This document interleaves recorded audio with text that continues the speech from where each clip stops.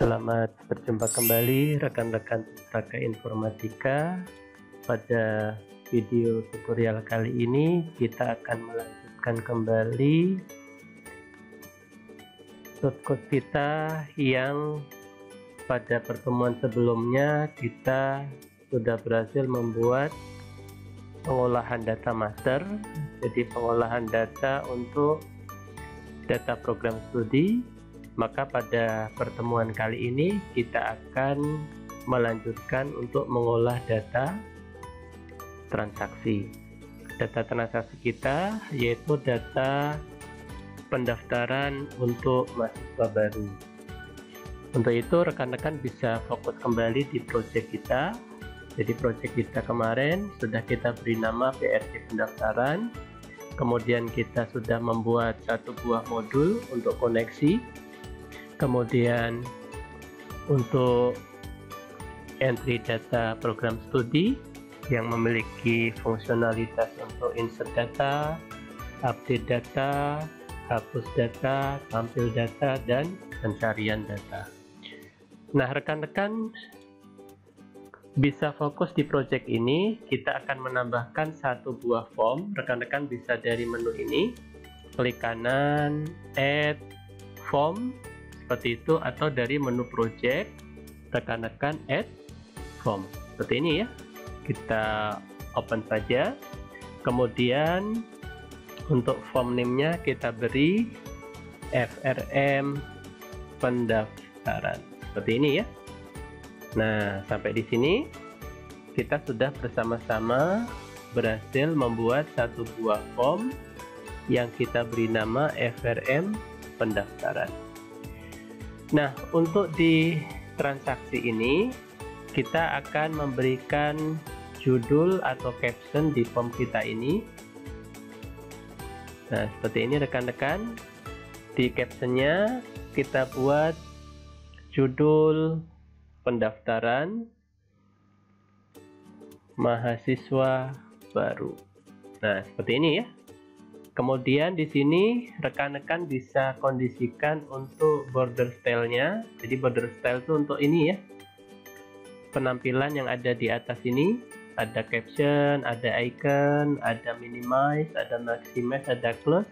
Rekan-rekan bisa fokus untuk fixed single. Fixed single itu artinya tampilannya hanya tombol close saja, sehingga nanti rekan-rekan bisa menghemat bagaimana teknis untuk penampilan datanya. Nah, rekan-rekan bisa simpan dulu di folder kerja masing-masing seperti ini ya.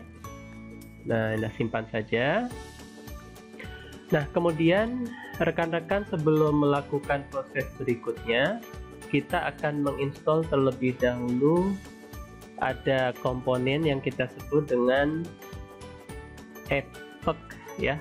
Ini ada Apex. Jadi ada komponen tambahan, jadi ada TrueDB Grid, ada TrueDB Input. Nah, ini tujuannya untuk komponen tambahan di Visual Basic nantinya. Jadi rekan-rekan bisa download di informasi atau deskripsi di channel video ini. Silahkan lihat di bagian bawah untuk mendapatkan linknya. Di Apex ini teman-teman bisa buka ya. Kita mau install terlebih dahulu, jadi tahapan install programnya agak lumayan panjang. Rekan-rekan bisa klik kanan di bagian ini ya. Perhatikan Apex TrueDB Grid, kita klik bagian sini. Nah, di sini jalankan sebagai administrator. Rekan-rekan bisa jalankan dulu. Kemudian next saja, agree, next lagi, kita yes, next lagi ya, next lagi, install. Kita tunggu beberapa saat saja supaya proses instalasinya berhasil. Kita no saja. Nah, di bagian hasil instalasi rekan-rekan bisa buka bagian registration utility ya. Klik kanan, jalankan sebagai administrator seperti ini. Ini untuk registration utility. Nah, di sini juga ada untuk registrasinya seperti ini. Jadi ada dua window yang rekan-rekan harus buka.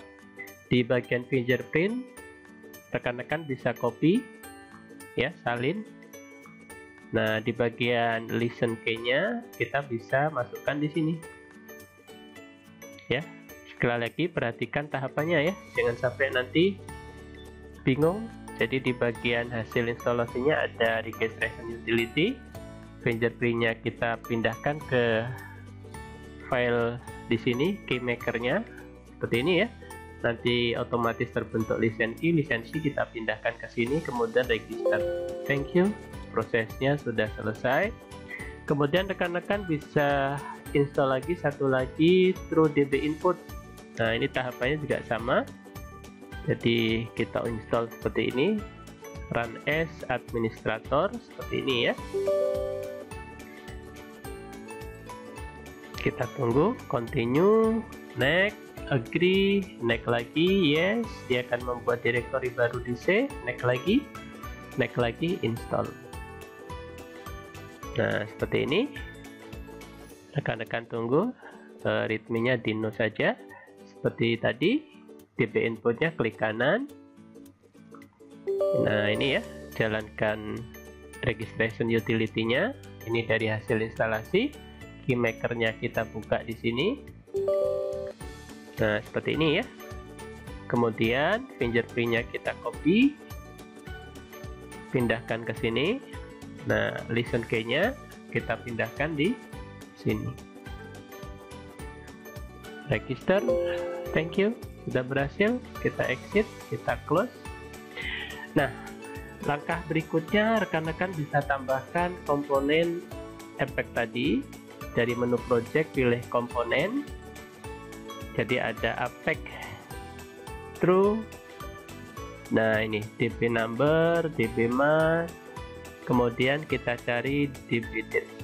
Nah, ini ya. Jadi ini adalah komponen untuk tanggal. Nah, jadi format tanggalnya nanti kita ambil dari true db date 6 tadi ya. Kita oke saja. Nah, kemudian rekan-rekan bisa tambahkan komponen yang nanti kita gunakan untuk tab dialog. Jadi komponen tab dialog nanti kita gunakan supaya form itu bisa terpecah menjadi beberapa bagian. Nah, jadi tab dialog ini gunanya untuk menyederhanakan inputan supaya psikis dari user itu tidak terganggu dengan banyaknya data yang harus diinputkan. Rekan-rekan bisa cari komponen seperti ini. Nah, cari Microsoft tab dialog ya. Rekan-rekan bisa cari Microsoft Typed dialog seperti ini ya. Nah, kita apply, kita oke saja, kita close. Nah, rekan-rekan bisa pertama kita buka dulu Navigate. Jadi struktur tabelnya harus kita lihat kembali yang ada di server. Nah, kita bisa fokus di bagian koneksi VB, klik kanan Open Connection, kemudian klik kanan Open Database. Kita lihat struktur tabel dari T registrasi. Nah, ini rekan-rekan bisa lihat bagaimana strukturnya. Jadi kurang lebih ada 11 field yang nanti harus kita siapkan di bagian input data atau form usernya. Nah, kita bisa lihat pertama di situ ada tahun ajaran. Maka di form ini seperti langkah kemarin, rekan-rekan bisa double klik saja. Kemudian di bagian atas di sini ya kita letakkan untuk auto size-nya kita buat true, label caption-nya di sini kita buat tahun ajaran. Jadi penerimaan mahasiswa baru itu adalah setiap tahun ajaran baru. Di sini kita siapkan text box seperti ini ya. Nah, kita siapkan text box, tag-nya kita hilangkan seperti ini. Appearance-nya kita buat flat. Nah, tapi dibuat agak sedikit rapi seperti ini ya. Nah, ini max rank-nya sesuai dengan definisi di sini. Nah, di tabelnya kita definisikan 9, maka di sini max length-nya ini kita definisikan 9 karakter. Nah, seperti itu ya. Kemudian nomor pendaftaran. Jadi rekan-rekan bisa double klik lagi labelnya. Nah, di sini auto size-nya dibuat true. Caption-nya rekan-rekan bisa buat nomor pendaftaran. Kemudian teksnya kita hilangkan untuk teks 2. Kemudian appearance-nya kita buat flat, kita rapikan saja. Nah, nomor pendaftaran kita letakkan di bagian sini. Kemudian tanggal pendaftaran. Nah, kita lihat di sini TA, nomor registrasi, tanggal pendaftaran, maka di sini kita siapkan auto size-nya dibuat true. Kita tulis di sini ya, nanti tanggal pendaftaran. Tanggal pendaftaran. Seperti itu ya. Kemudian kita tambahkan true DB date. Nah, ini ya, kita siapkan di sini. Nah, rekan-rekan bisa lihat di sini true DB date-nya ya. Nah, kemudian rekan-rekan bisa lihat kenapa kita menggunakan komponen true DB grid. Tujuannya adalah supaya kita bisa mengatur format penulisannya. Jadi rekan-rekan bisa klik kanan properties di true DB grid-nya, kemudian di appearance di format kita bisa tentukan. Karena MySQL itu formatnya adalah tahun, kemudian bulan, kemudian tanggal, rekan-rekan bisa format seperti ini ya. Kita apply, kemudian displaynya sama, Y 4 kali, M 2 kali, D 2 kali. Nah, formatnya adalah sesuai tanggal yang sekarang. Kemudian formatnya adalah tahun, strip bulan, strip tanggal. Kemudian pada bagian button, rekan-rekan bisa fokus di bagian drop down setting. Di sini ada show always. Seperti ini ya. Nah, rekan-rekan bisa oke saja. Jadi nanti kalau kita run seperti ini, jadi nanti bisa tanggal berapa, otomatis nanti menyesuaikan formatnya. Nah, ini kemudahan dari Apex True DB Input. Jadi mengatur inputan dari user seperti ini ya. Kemudian kita bisa tambahkan juga di sini adalah property name-nya. Nah, ini karena name ini nanti perannya sangat besar sekali untuk interaksi dengan database yang ada di server. Misalnya di sini kita sesuaikan namanya TA. TA itu ya tahun ajaran. Di sini kita sesuaikan name-nya nomor registrasi ya. Jadi seperti ini. Nah, rekan-rekan bisa lihat komponennya, di copy saja supaya kita lebih logis ya. Tanggalnya juga sama. Di sini kita bisa TGL daftar. Nah, bisa copy saja supaya nanti kita secara logik itu ketemu keterhubungannya atau korelasinya ya. Seperti ini. Kemudian di tab dialog kita bisa tambahkan menggunakan ini. Nah, SS tab ini ya. Seperti ini. Nah, rekan-rekan bisa lihat di sini.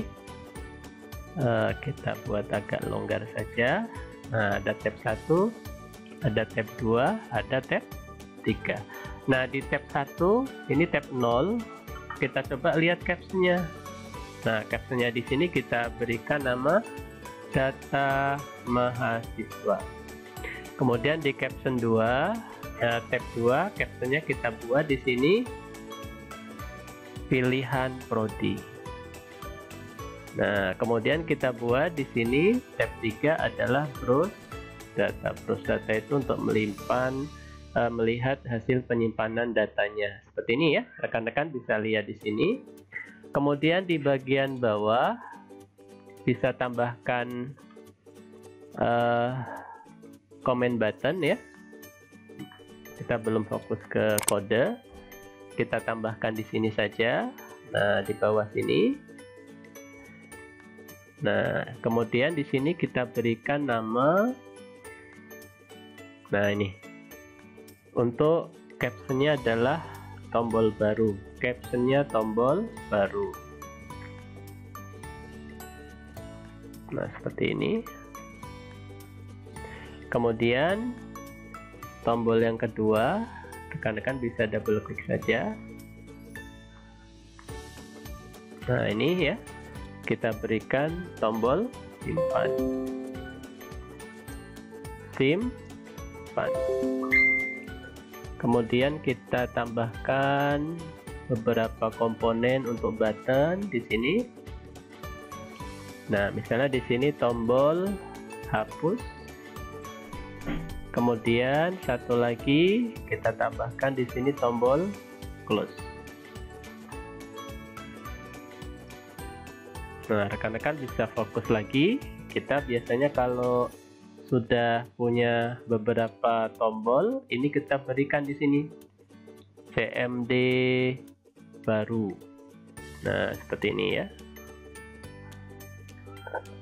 Disimpan di sini juga sama, kita buat CMD simpan. Di sini kita buat CMD hapus. Di sini kita buat name-nya CMD close. Jadi rekan-rekan nanti akan terbiasa membuat bagaimana form transaksi itu biasanya agak panjang proses desainnya, baik desain secara visual seperti ini maupun desain secara logik di dalam kode program nanti, karena transaksi itu biasanya akan meramu berbagai macam data master, kemudian kita jadikan dalam satu user interface yang secara logik memang agak kompleks seperti itu ya. Kemudian rekan-rekan bisa tambahkan lagi di sini sesuai data yang kita akan masukkan. Jadi misalnya di bagian depan ini kita akan memberikan nama ya. Jadi tab ini ada 3 seperti ini. Di sini akan kita buat, nah seperti ini rekan-rekan ya. Auto save kita buat terus saja. Nah di sini kita punya nama. Nah coba lihat logiknya di sini, kita punya nama ya. Kemudian nanti ada tempat lahir, tanggal lahir. Nah seperti ini ya. Kita buat nama, tagnya di sini kita langsung masukkan saja di sini seperti ini ya. Properties tagnya kita kosongkan. Kemudian di appearance-nya kita buat flat. Kemudian property name-nya kita samakan dengan di sini. Kita buat nama. Seperti ini ya. Kita buat nama. Kemudian ada lagi tempat lahir. Nah, coba lihat strukturnya ya. Tempat lahir kita tambahkan di sini. Nah, auto save-nya true. Captionnya kita buat tempat lahir. Seperti ini ya. Rekan-rekan bisa lihat. Nah, di desainnya lumayan agak panjang prosesnya.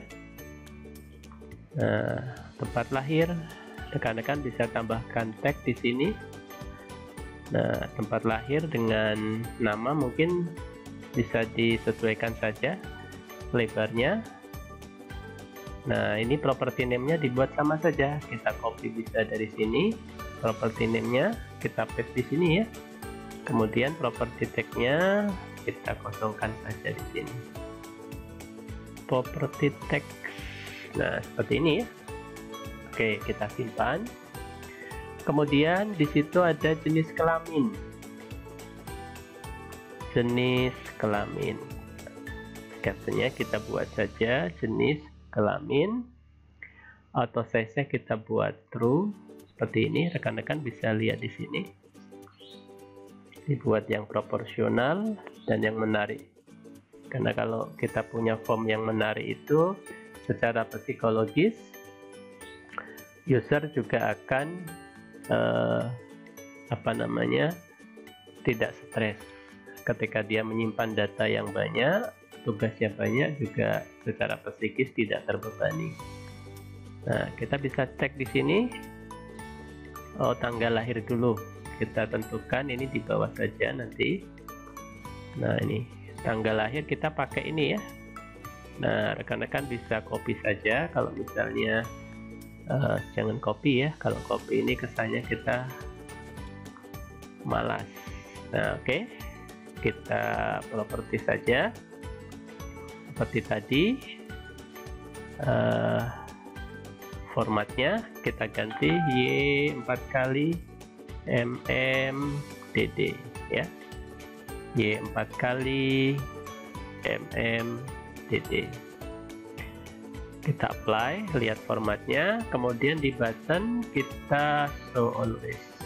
Oke, di sini adalah tanggal lahir. Jadi setelah tempat lahir biasanya ada tanggal lahir. Seperti ini rekan-rekan ya. Auto size-nya kita buat true. Seperti ini. Ini kita geser ke bawah. Nah, jenis kelamin kita menggunakan combo box karena pilihan jenis kelaminnya hanya ada 2, laki-laki dan perempuan saja ya. Kalaupun ada jenis kelamin yang lain kita anggap masuk di 2 kategori tadi karena supaya lazimnya umumnya ya. Nah, di tanggal lahir rekan-rekan bisa copy saja ini tgl lahir seperti ini ya untuk property name-nya. Nah, seperti itu. Kemudian jenis kelamin di sini ada name-nya sex seperti ini, rekan-rekan bisa name-nya diganti sex. Caption text-nya kita kosongkan dulu seperti ini. Nah, rekan-rekan bisa coba dirapikan supaya ini mudah untuk dilihat ya. Ini bisa rekan-rekan samakan, jadi ada 2 komponen ini di blok, format lainnya dibuat top ya. Nah, seperti itu. Ini juga sama, di blok pakai tombol shift secara berbarengan, formatnya dibuat top. Kemudian tanggal lahir diklik berbarengan dengan shift, diklik lagi, format align kita top. Kemudian jenis kelamin ini juga format lain kita buat top, jadi di blok berbarengan. Kemudian satu lagi di sini kita butuh alamat, jadi rekan-rekan bisa letakkan di sini untuk alamat. Kemudian auto size nya dibuat true, rekan-rekan bisa geser ke sini supaya agak rapi ya. Kemudian satu di sini.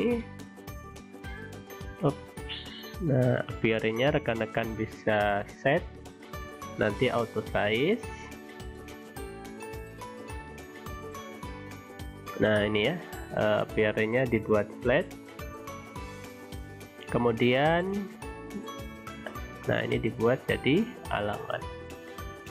Nah, ini property name-nya kita buat jadi alamat. Nah, rekan-rekan bisa juga di sini format align top, jadi supaya di blok agak panjang. Nah, seperti ini rekan-rekan ya, agak panjang nggak apa-apa, biasanya alamat agak panjang. Rekan-rekan bisa running dulu bagaimana hasilnya. Nah, lumayan rapi. Jadi untuk kita yang baru belajar pemrograman, ini pengalaman yang cukup berharga. Ternyata mendesain form transaksi itu butuh pertama logic, kedua juga seni, supaya di sini agak terlihat indah ya, terlihat rapi supaya user tidak terbebani. Jadi property name-nya coba dilihat lagi ya. Nah, ini disamakan saja dengan property column field name yang ada di tabel ya. Kemudian di sini baru kita buat pilihan di sini. Pilihan prodi 1, pilihan prodi 2, pilihan prodi 3. Nah, di sini rekan-rekan bisa lihat pilihan prodi 1 ya. Nah, seperti ini. Nah, ini ya. Di sini auto size-nya kita buat true, di sini kita buat pilihan 1. Maksudnya pilihan prodi 1 seperti itu ya. Kemudian kita bisa pakai combo box seperti ini rekan-rekan. Nah, combo boxnya jadi buat rapi ya. Property tag-nya kita hapus. Kemudian di sini pilihan 1. Jadi seperti name di sini, pilihan 1. Jadi kita buat di sini pilihan 1. Kemudian di sini kita juga bisa tambahkan lagi. Nah, ini supaya kita tidak terlalu lama, kita sedikit pakai teknik yang kita sebut dengan teknik malas tapi sangat produktif. Jadi rekan-rekan bisa klik di sini, klik tombol shift sekali lagi untuk klik di sini, kemudian rekan-rekan edit, copy. Nah, tapi ingat harus di tab ini, rekan-rekan pilih jangan di tab ini ya. Nah, kita mengcopy kontrol, klik kanan, paste. Nah, yang perlu diperhatikan kalau rekan-rekan mengcopy kontrol komponen-komponen di toolbox ini, jangan pilih yes, karena kalau pilih yes nanti akan kesulitan karena dianggap sebagai array. Array itu pengertiannya satu variabel yang namanya sama, satu komponen objek yang name variabelnya sama tapi akan diberikan nomor indeks. Jadi jangan pilih yes ini. Jadi teknik copy itu juga ada ilmunya walaupun copy. Jadi kita cukup klik tombol tidak atau no ya. Nah, rekan-rekan bisa copy saja, tarik ke sini. Nah, kemudian teknik copy pun ada ilmunya ya. Kita paste lagi, posisinya no lagi, no. Kita tarik ke sini seperti ini rekan-rekan ya. Nah, kita coba tarik lagi ke sini. Nah, ini ya. Oke. Ini pilihan 1 ya, pilihan 2, pilihan 3. Nah, itu teknik copy kontrol kalau nanti rekan-rekan sering bekerja dengan form yang kompleks. Jadi kalau narik-narik ini kan sulit, bukan sulit, lama kan harus setting properti lagi di sini. Jadi supaya properti yang sudah jadi kita copy saja. Nah, di sini rekan-rekan bisa pilihan 2 ya. Kita kasih name-nya pilihan 2. Nah, di sini rekan-rekan bisa masuk ke pilihan 2 seperti itu. Kemudian di sini kita masuk ke pilihan 3. Nah, seperti itu rekan-rekan ya. Oke. Sip. Ini desainnya sudah lumayan rapi. Nah, di bagian yang tab itu ada browse data. Browse data itu maksudnya kita akan menampilkan data yang berasal dari server. Jadi setiap kita ada perubahan input data kita masuk di sini ya. Hasilnya bisa dilihat. Nah, rekan-rekan bisa fokus di browse data. Kita bisa menggunakan data grid yang ada di sini. Kita letakkan di sini ya. Oke. Sip. Seperti ini. Nah, dibuat yang rapi ya. Kemudian kita beri nama di sini grid registrasi. Oke, seperti ini rekan-rekan ya. Jadi ini teknik kita mendesain form atau user interface. Lebih lengkapnya lagi graphical user interface. Nah, setiap kali kita running ini supaya fokusnya ke tengah, di bagian form layout klik kanan saja, start up posisinya, center screen. Nah, atau rekan-rekan juga bisa dari sini ya, formnya dipilih ya. Nah, formnya dipilih, kemudian kita setup positionnya pilih center screen. Nah, rekan-rekan bisa coba running. Nah, hasilnya seperti ini, cukup lumayan rapi ya. Nah, yang perlu diingat di sini adalah kontrolnya di sini. Nah, ini ya. Jadi di sini ada TA, property name-nya coba dilihat, no registrasi ya. Coba lihat sama dengan definisi tabel. Di sini TGL daftar, nama, TMP lahir ya. Coba lihat TGL lahir, jenis kelamin ya, alamat, pilihan 1, pilihan 2, pilihan 3. Sini CMD baru, di sini CMD simpan, CMD hapus, CMD close. Nah, rekan-rekan sudah selesai mendesain untuk user interface. Jadi nanti kita tinggal lanjut ke kode program. Jadi untuk mendesain user interface itu ternyata juga bukan sesuatu hal yang sederhana, tapi kita butuh semacam seni bagaimana membuat tata letak yang enak dilihat, tidak hanya oleh kita sebagai programmer atau developer sistem, juga kepada atau bagi pengguna aplikasi kita atau end user. Jadi kalau end user itu melihatnya rapi, kita juga tidak terbebani dengan data yang banyak, apalagi data transaksi itu biasanya datanya, itemnya banyak, berrelasi dengan berbagai macam tabel yang ada di database. Oke, kemudian nanti kita lanjutkan ke proses pembuatan kode program. Oke, sudah cukup proses pembuatan define graphical user interface.